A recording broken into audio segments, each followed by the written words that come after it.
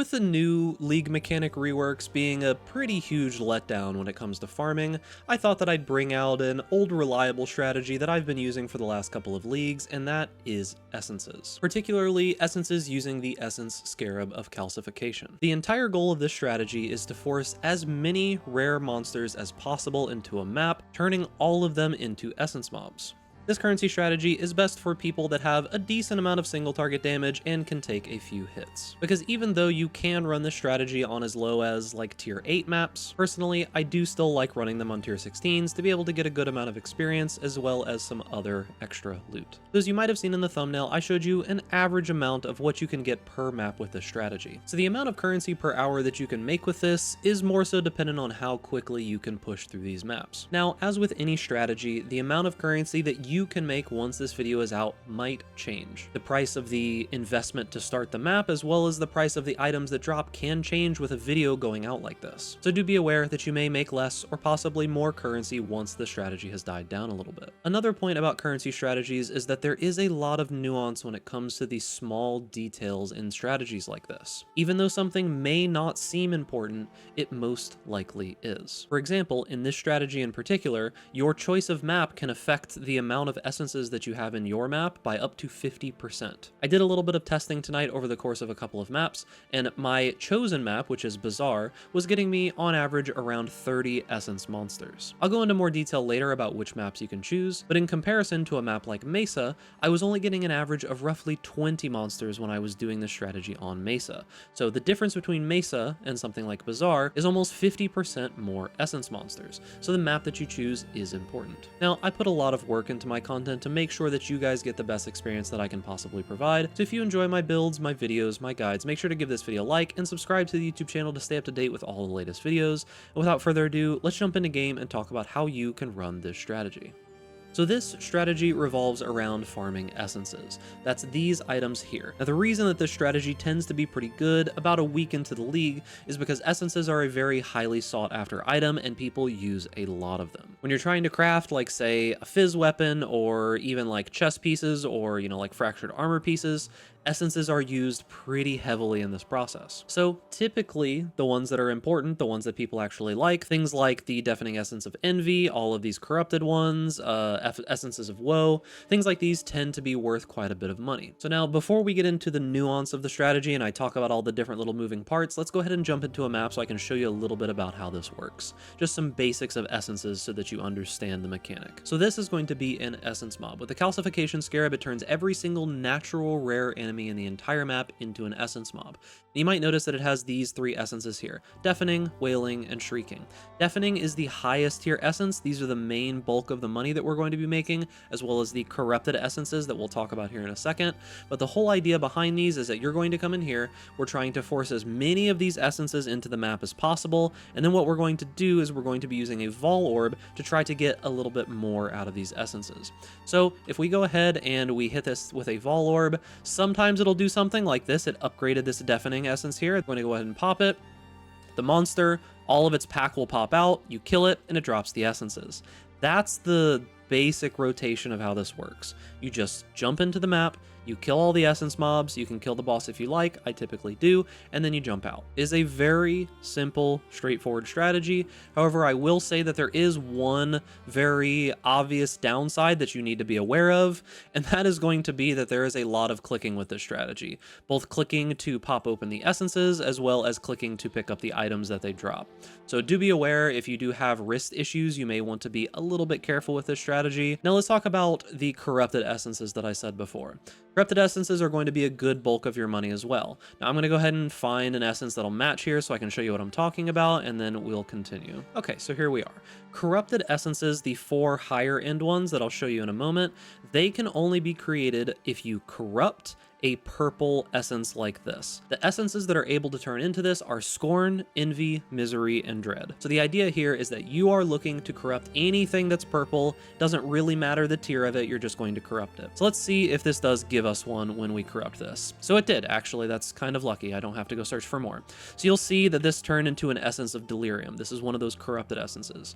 These in general are worth anywhere from like 3 times as much to like 10 to 15 times as much as a normal essence. They're a big portion of your currency. Your goal is to get as many deafening essences and as many corrupted essences as you possibly can. Now, if you would like, you could do something along the lines of like specifically looking at each essence and making sure that there is a purple essence on it before you corrupt it. Maybe you could also corrupt it if there's like 5 or 6 more essences on the enemy instead of like, there's only 2 here, it may not be worth corrupting it.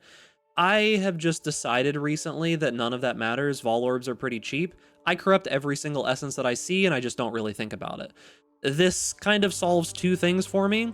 One is that essences in general, like farming essences, can be kind of mind-numbing. So taking any like thought that I have to do out of the equation is a welcome reprieve from having to think every single time that I'm doing anything in this map. So I just corrupt absolutely everything. But that is literally it. That's the entirety of the strategy right there. You go into the map, you corrupt every single essence, you open it up, you pick up the items, you leave. That's literally everything. There's nothing else that you really need to think about. However, if you want to maximize the amount of currency that you can make, you might notice I have things like Smuggler's Cash and such in here, and you might see Betrayal and some other stuff. So the idea is with the Atlas tree, once you put all of the points into the essence nodes, you have a lot of points left. So there's 2 things that are kind of non-negotiable when it comes to the essence tree. That's going to be that you need all of the essence nodes on the tree except for Crystal Resonance.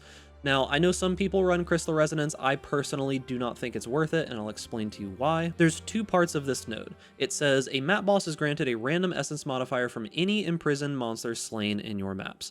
This is just a positive thing. So if you kill 30 essence monsters and you give a random essence from all of those to the boss, you're going to get 30 extra essences, right? Well, killing a map boss with 30 essences in it is kind of scary, if I'm going to be honest with you. So if you have a build that can handle that and can do a ton of single target damage, that's probably fine.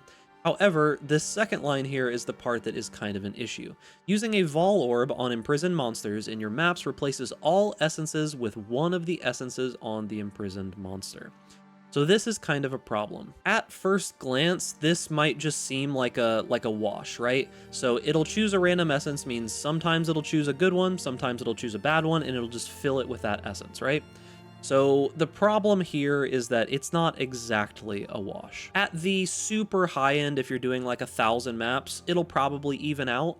But in the short term, this actually feels really bad because you already have a low chance of getting those corrupted essences. So not only do you now have to roll one of those corrupted essences, you also have to hit the corrupted essence whenever you use the Vol Orb, where it replaces all of the essences with the same one.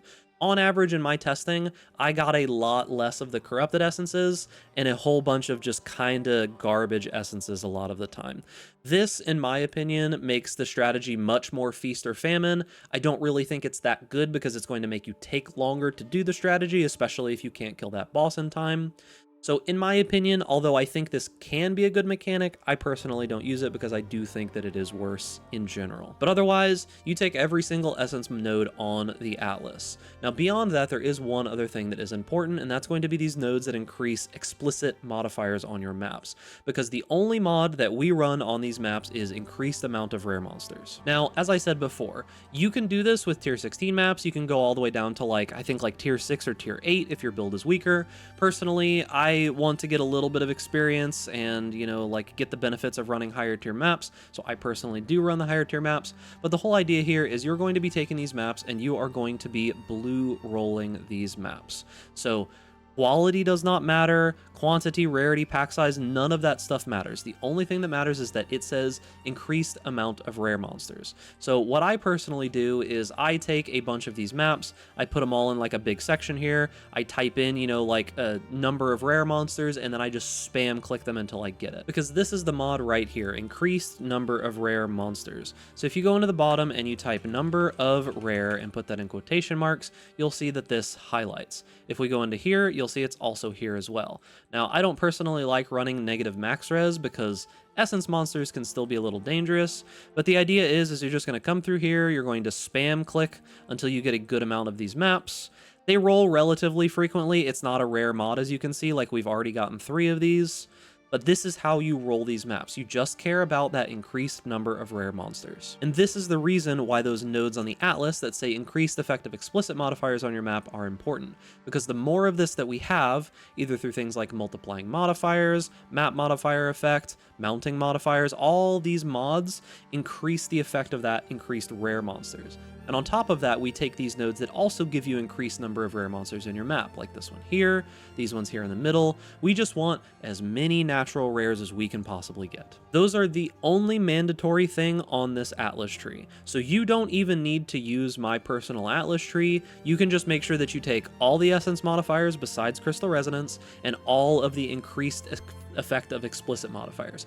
Everything else here is optional. Now, let's talk about the optional stuff. So originally when I started this league, I wanted to do some Betrayal farming because I was like, oh, cool, I'll farm one of the, Mage Blood cards from It That Fled. Unfortunately, it looks like they completely nerfed that into the ground. So I've still been doing Betrayal, but I'm just farming like Katarina stuff, Mastermind stuff. Another option that you could do here is you could do Einhar through Bestiary. You could just take all of these points and farm some beasts. Notably, this will make the essences harder. But beyond that, I've actually been doing Heist. So I've been taking these nodes that make it so that we get a bunch more of these smugglers caches. You get the coins, you get blueprints, it's worth a decent amount of money. That's what I have personally been doing. I also do take shrines just to make it like a little bit easier to get through the maps quicker. So next, let's talk about map choice, because I spoke on this briefly, but there is this website called mapsofexile.com that gives you kind of an idea of like the layout, density, and how good the boss is on each particular map. So up here at the top, I've put the density weight to 100 because this is all that we care about. And as you can see, there are a few maps that have this density weight 10. These maps are the ones that are going to have the most enemies in them. However, you might notice when looking through here that there's quite a few with some really bad layouts. In particular, there's some that have like a 4 on some of these layouts, right? Things like Pit. I think it'll show you pictures of them if you mouse over it sometimes. A lot of these layouts are just really, really bad and really frustrating to go through. So despite it having a good amount of density, meaning that there are a lot of enemies inside of it, it unfortunately comes down to only really a couple of maps that I think are worth running. So personally, I think the best map for this is going to be Bazaar because it does have 10 density, meaning that you're going to get the most monsters. The layout is okay, it's not too bad, and the boss is actually really easy. It also has some pretty good divination cards, the Slumbering Beast, Miracle, the Silly Boy. Like there's actually some pretty good divination cards in here. However, these are extremely rare cards, so don't expect to pretty much ever find them. Now, if you put this in comparison to Mesa, which has a density of 3, there are going to be a lot less rares just naturally in this map. Despite us adding a bunch with our Scarabs, it is actually pretty important because in my testing that I did earlier today, when I ran Mesas, it averaged around 20, but Bazaar was an average of around 30, which is 50% more rare monsters in the map, which is a huge deal when you're talking about how much money you make each individual map. So if you hate Bazaar and you want to do a different map layout, or you want to try something like Desert Spring or something like that, or you just want a different layout, look at mapsofexile.com, put the density weight up here at the top, and choose a map that you'd like to run. So as I said, we are running the Bazaar map. Now let's talk a little bit about the Scarab. So first off, the main Scarab of the strategy is Essence Scarab of Calcification. We're using one of these and it makes it so that rare monsters that are natural inhabitants of the area are imprisoned by essences. So once again, this natural inhabitants, this means that enemies that you add to the map that aren't normal monsters, like think League mechanic type enemies, those are not going to count for this. It is only natural monsters. On top of that, we're using this Essence Scarab of Stability. This makes it so that the only thing that corrupting these essences can do is either upgrade it or transform the essences into something else. This is super important because we want to corrupt everything and we really want them to upgrade or transform into those corrupted essences. The third one that we're using is Essence Scarab of Ascent. This one's pretty straightforward, just makes the essences higher tier, very good. The last two Scarabs that we're using are these Scarabs of Adversaries. This adds 4 additional packs with mirrored rare monsters, and these are considered base monsters to the map, so they do count. These two Scarabs add a ton of monsters to the map.